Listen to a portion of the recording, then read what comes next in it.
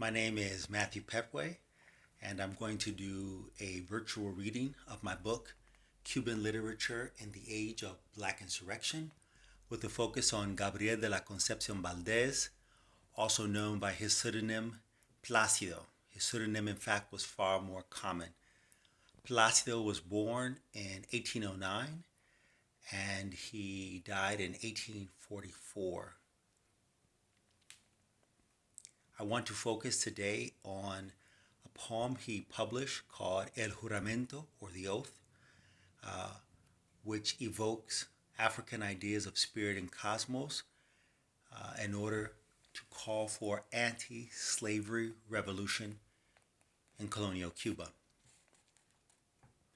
A la sombra de un árbol empinado que está de un ancho valle a la salida, hay una fuente que a beber convida de su líquido puro y argentado.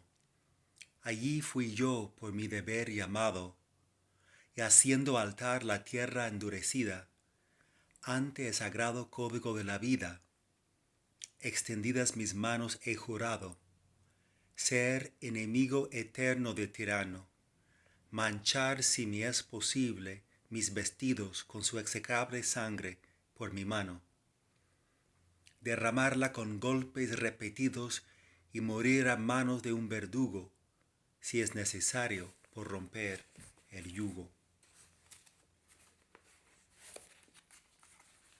In the shadow of a towering tree that stands at the end of an ample valley, there is a fount that bids you drink its pure and silvery water.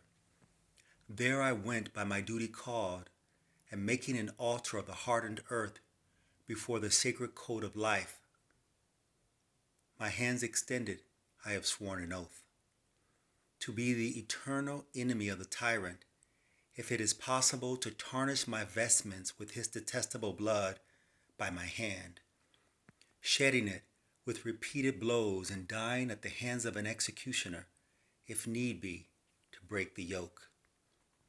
Plácido's power resided in his pen. El Juramento was a counter-hegemonic poem for three reasons. It swore an oath of secrecy among blacks. It professed a sacred code of life, and it prophesied the execution of the queen.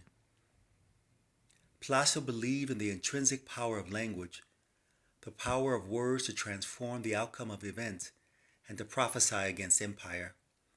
He produced Janus-faced poetry that affirmed loyalty to the Catholic Church, even while undermining its doctrinal premises with African-inspired ideas of spirit and cosmos. In El Juramento, Plácido resignified religious tropes steeped in Spanish Catholic history, the altar, the divine calling, and the oath of fidelity. In the first two stanzas, the prospective insurgent is invited to a shaded area beneath a tree, where he proceeds to make an altar of the hardened earth, quote-unquote.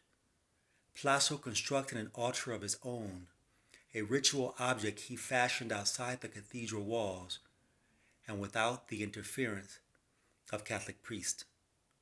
Plácido's altar did not sanctify the Eucharist. Instead, his altar revered the sacredness of the natural world.